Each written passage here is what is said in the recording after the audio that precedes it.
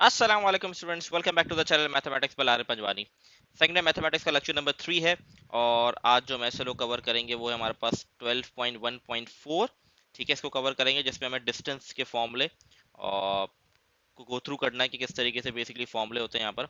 लेकिन उससे पहले एक सिंपल एक कॉन्सेप्ट है, point position of a points. ये बेसिकली क्या कॉन्सेप्ट है? जैसे कि यहाँ पर हमारे पास दो कंडीशंस हैं जो आपने अपने पास याद रखनी है कि अगर स्ट्रेट लाइन की इक्वेशन आपकी जो है उसकी वैल्यू बड़ी आ जाती है जीरो से, the point lies above the line. तो जो पॉइंट होगा जो आप यहाँ पर एक्स और वाई की जगह पुट करेंगे वो आपका लाइन के ऊपर लाई कर रहा होगा। और अगर a x plus b y plus c की वैल्यू छोटी आ जाती है जीरो के, तो वो जो पॉइंट होगा वो लाइन के बिलो लाई कर रहा होगा। ठीक है, ये दो कंडीशंस हैं। ठीक है, बेसिकली ये कंडीशन में दो चीजें इंपॉर्टेंट होती है, मैं आपको बताता हूँ। सवाल करते हैं तो इससे थोड़ा और क्लियर हो जाएगी मैं क्या कहना चाह रहा हूँ। अब सवाल देखें, find whether each of the point is above और बिलो द लाइन। ये एक लाइन की इक्वेशन है। ठीक है, और ये कुछ पॉइंट्स दिए गए। अब हमें ये बताना है कि ये जो पॉइंट्स हैं ये कहाँ लाई कर रहे हैं। ये जो इक्वेशन है लाइन की, फॉर एग्जांपल इसकी ये लाइन इस तरह बन रही है, फॉर एग्जांपल एग्जांपल के तौर पर ले रहा हूँ। ठीक है, तो अब मुझे बताना है जो पहला पॉइंट है कहाँ लाया करेगा, इसके ऊपर लाया करेगा या नीचे लाया करेगा। ये मैंने एक एज एग्जांपल लाइन बनाई है, जरूरी नहीं इस तरह की लाइन हो। हम बनाना चाहे बना सकते हैं लाइन को भी, एक्स और वाई इंटरसेप्शन की फॉर्म में हम लाइन भी ड्रॉ कर सकते हैं, जैसे कि मैं भी बता देता हूँ। लेकिन पहले इस कॉन्सेप्ट को समझ लें। एक लाइन है, जो पॉइंट दिया वो उसके ऊपर लाया कर रहा है या उसके नीचे लाया करना, ये बेसिक कॉन्सेप्ट है इसका। ठीक है, अच्छा, अगर हम ग्राफ बनाना चाहे तो कैसे बना सकते हैं भाई? एक्स इंटरसेप्ट अगर निकालना है तो क्या क्या करेंगे, हम वाई को जीरो पुट कर देंगे। जब वाई को जीरो पुट कर दूंगा तो मेरे पास क्या हो जाएगा, 2x माइनस जीरो, ये जीरो हो जाएगा, प्लस 4 इक्वल टू जीरो। ये छोटा सा ऐसा कॉन्सेप्ट बता रहा हूँ, 2x इज इक्वल टू 4, तो x की वैल्यू आ जाएगी 2, मतलब मेरा एक पॉइंट आ गया 2,0। ये ग्राफ बनाने का तरीका बता। फिर y इंटरसेप्ट निकालना होगा तो मैं x0 ले लूंगा। जब x0 लूंगा तो 0 minus 3y plus 4 equal to 0 हो जाएगा। 4 वहां जाके नेगेटिव हो जाएगा। ठीक है, तो ये हो जाएगा y इज इक्वल टू 4/3 आ जाएगा, नेगेटिव साइन आपस में कट डाउन हो जाएगा। 4/3 हमारे पास 1.33 बनता है, तो ये पॉइंट आ गया 0,1.33। ठीक है, दो पॉइंट आ गए। फॉर एग्जांपल ये ग्राफ है, मैं एज अ रैंडम ही ग्राफ बना रहा हूँ। इसमें ग्राफ बनाना नहीं है, मैं फिर समझाने के लिए बना रहा हूँ। हाँ, पेपर में हो सकता है आपको बनाना पड़ जाए ग्राफ, लेकिन ग्राफ आपको बनाना है बात है। लेकिन इस सवाल का मकसद सिर्फ ये मैं ये बताने कि ये पॉइंट ग्राफ के ऊपर लाया करेंगे या नीचे लाया करेंगे, ये सिर्फ समझाने के लिए मैं ग्राफ बना रहा हूँ। ठीक है, और ग्राफ बनाने के लिए ये टेक्निक यूज होती है। तो फॉर एग्जाम्पल हमारे पास ये 2,0 है। ठीक है, एज एग्जाम्पल मैं ले रहा हूँ और ये ले रहा हूँ मेरा 1,1.33 है, तो ये इस तरह लाइन बन जाएगी। एग्जाम्पल के तौर पर सिर्फ लिया मैंने कौन सा। अच्छा, अब आते हैं मेन सवाल के ऊपर, एक एक पॉइंट लेके हमें। पहला पॉइंट मेरे पास क्या है? अच्छा, इसके अंदर एक और इंपॉर्टेंट चीज होती है, बी की वैल्यू, मतलब कोफिशिएंट ऑफ वाई कहते हैं। कोफिशिएंट किसको कहते हैं? वेरिएबल के साथ लिखा हुआ नंबर। तो हमारे पास जनरल इक्वेशन क्या होती है, a x plus b y plus c equal to zero, general equation होती है। यहाँ पर जो हम क्या देखते हैं, सबसे पहले हम देखते हैं कोफिशिएंट ऑफ वाई क्या है। कोफिशिएंट वाई का क्या बन रहा है, बी की वैल्यू बन रही है मेरे पास -3। ठीक है, ये देख लिया मैंने, ये लिख दिया मैंने अपनी साइड पर। ठीक है, अब मैं क्या कर रहा हूँ, 2x minus 3y plus 4 equal to 0। यहाँ पर अब मैं -8 और -3 पुट करूंगा। x की जगह -8 आ गया, y की जगह -3 आ गया, प्लस 4 इक्वल टू 0। तो ये हो गया मेरे पास -16 प्लस 9 प्लस 4 इक्वल टू 0। तो ये मेरे पास -16 प्लस 13 इक्वल टू 0। तो इत्तेफाक से इसकी वैल्यू सेम आ रही, वैल्यू सेम आना का इशू नहीं है। तो वैल्यू मेरे पास आ गई -3। ठीक है, अब जब भी आप याद रखिएगा वैल्यू जो आ गई वो क्या है मेरे पास, -3 आ गई। ये भी नेगेटिव है और ये भी नेगेटिव है। इसका मतलब ये है कि जो हमारे पास जो है पॉइंट जो है वो अबव द लाइन लाया करेगा।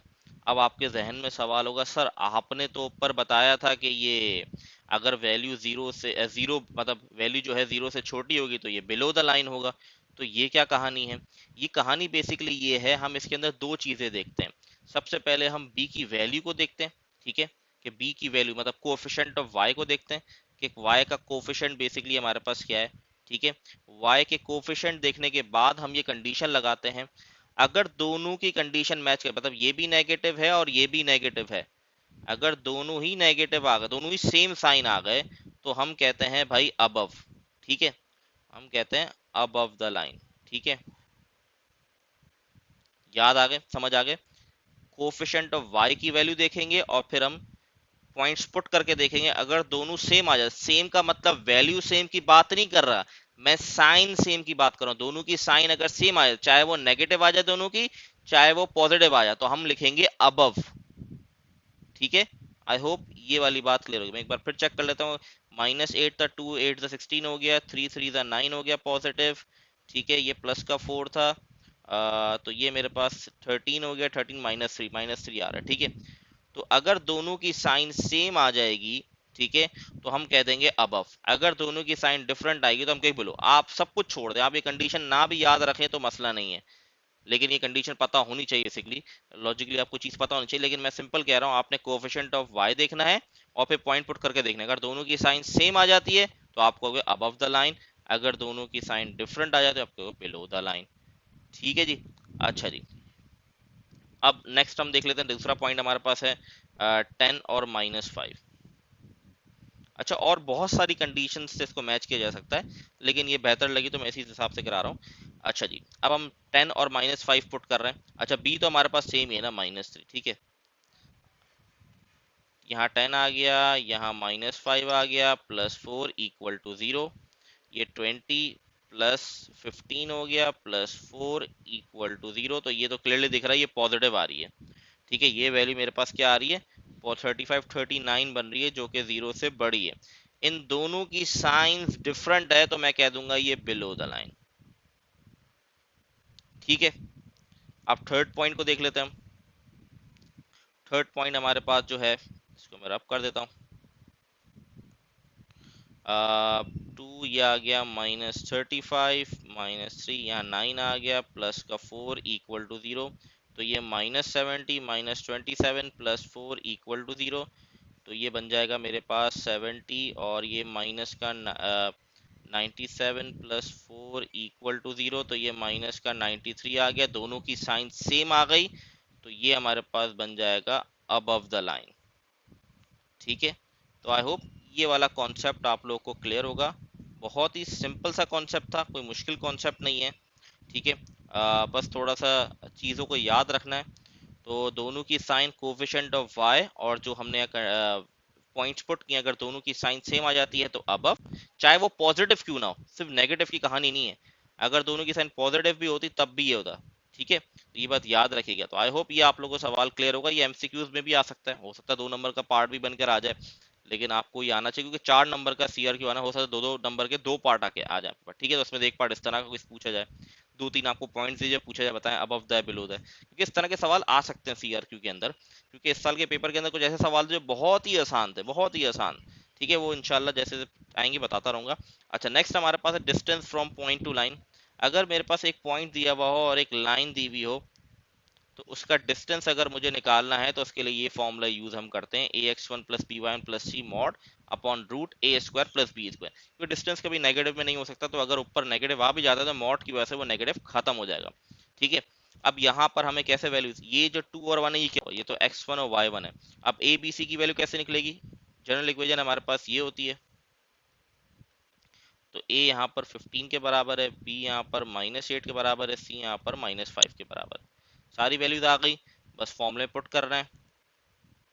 a की जगह 15 आ गया, x1 की जगह 2 आ गया, b की जगह -8 आ गया, और इसकी जगह 1, c की जगह -5, मॉड क्लोज। नीचे है a² b², मतलब 15 का स्क्वायर और प्लस -8 का स्क्वायर। ठीक है, अब ऊपर इसको सॉल्व कर लेते हैं। ये हो गया 30 -8 -5, नीचे हमारे पास 15 का स्क्वायर 225 होता है, और 8 का स्क्वायर हो जाएगा 64 पॉजिटिव का। ठीक है, तो 225 + 64 बनता है 289। आई थिंक ये 289, अच्छा पहले ये आ गया 289, 289 आई थिंक 17 का रूट होता है, मे बी 17 का रूट होता है। अच्छा, ऊपर क्या बन गया, 30 -8 -5, तो ये हमारे पास आ गया 17, और 289 17 का स्क्वायर होता है, तो ये रूट से बाहर आ गया 17 बन गया, तो ये आंसर आ गया 1 यूनिट। ये हमारे पास इसका फाइनल आंसर आ गया। बहुत ही सिंपल सा क्वेश्चन था।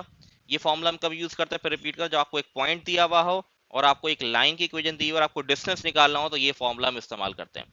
अच्छा जी, एक और फॉर्मूला हमारे पास है, उसको गो थ्रू कर लेते हैं।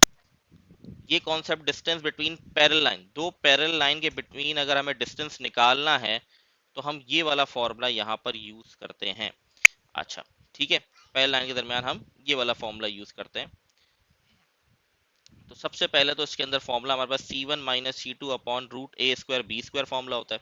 ठीक है, हाँ तो इसके अंदर एक चीज बड़ी इंपॉर्टेंट होती है यहाँ पर कि पैरेलल लाइन के अंदर जो ए और बी की वैल्यू होती है वो सेम होती है। ठीक है, सी चेंज होता है, इसीलिए आप फॉर्मूले सी वन माइनस सी टू लिखा हुआ, बाकी ए और बी सेम ही होते हैं। अगर नहीं होंगे तो सेम करना पड़ेगा, ये भी इंपॉर्टेंट है। तो यहाँ पर अगर आप दोनों इक्वेशन के ए और बी की वैल्यू देखें, ए की वैल्यू क्या होगी 5, बी की वैल्यू क्या है -12। अब C1 क्या है, वो हो गया 10 और C2 आपका -16। तो इस पे पुट करते हैं, C1 की जगह आ जाएगा 10, इसकी जगह आ गया -16 मॉड 5 स्क्वायर प्लस 12 स्क्वायर। तो ये हो जाएगा, ऊपर क्या हो जाएगा 26 बन जाएगा, माइनस माइनस प्लस 10 प्लस 26 हो गया। नीचे मेरे पास 25 प्लस 144 जो कि बनता है रूट 169। 169 जो है वो स्क्वायर होता है 13 का, तो ये 13 बन गया, 13 बन गया, 13 टू द 2 यूनिट, इसका आंसर हो गया। ठीक है जी, बहुत सिंपल सवाल था। इसका सेकंड पार्ट जो है उसको थोड़ा समझना पड़ेगा। वो क्या समझना पड़ेगा, ये पैरेलल लाइंस नहीं कहलाएंगी जब तक इनकी ए और बी की वैल्यू सेम नहीं होंगी। तो यहाँ ए और बी की वैल्यू सेम करनी पड़ेंगी। कैसे करनी पड़ेंगी, इसके कई तरीके हो सकते हैं। चाहे आप यहाँ पर 2 को मल्टीप्लाई करा दें या यहाँ पर आप 2 को डिवाइड करा दें, दोनों तरीके वैलिड है, दोनों से आंसर आपका सेम आएगा। तो मैं करके दिखा देता हूँ यहाँ पर। अगर आप पहली इक्वेशन को 2 से मल्टीप्लाई कराते क्या बन जाएगी, 2x plus 2y minus 4 equal to 0। ये बन गई इक्वेशन, ये इक्वेशन 1 बन गई। और इक्वेशन 2 क्या है, 2x plus 2y minus 1 equal to 0। तो इक्वेशन के ए और बी सेम आ गए, बस कहानी हो गई हमारी डन। अब हमें सिंपल क्या करना है, यहाँ पर सिंपल फॉर्मूले के अंदर पुट करना है। C1 की वैल्यू -4 है और इसकी -1 है C2 की। ठीक है, यहाँ आ गया 2 का स्क्वायर और फिर आ गया 2 का स्क्वायर, तो ये हो गया -4 प्लस 1 और नीचे बन जाएगा √8। अब -4 प्लस 1 क्या बनेगा, -3, लेकिन मॉड होने की वजह से ये पॉजिटिव हो जाएगा, तो 3/2 √2 इसका फाइनल आंसर आ जाएगा। यूनिट्स लिख देंगे। ठीक है, ये इसका फाइनल हमारे पास आंसर आ गया। तो आज का लेक्चर यहीं तक था। 3 छोटे छोटे कॉन्सेप्ट हमने पढ़े, तीनों बहुत ही इंपॉर्टेंट थे। पहले हमने पढ़ा कि पॉइंट कहाँ लाया कर सकते हैं, अबव या बिलो द लाइन, हमने वो कॉन्सेप्ट पढ़ा। फिर हमने डिस्टेंस का फॉर्मूले पढ़े, 2 फॉर्मूले, जिसमें एक था पॉइंट टू लाइन डिस्टेंस, एक था डिस्टेंस बिटवीन पैरेलल लाइन। तो I hope position of point वाला कॉन्सेप्ट क्लियर होगा। फिर से एक बार रिपीट कर देता हूँ, कंफ्यूज होने की जरूरत नहीं है।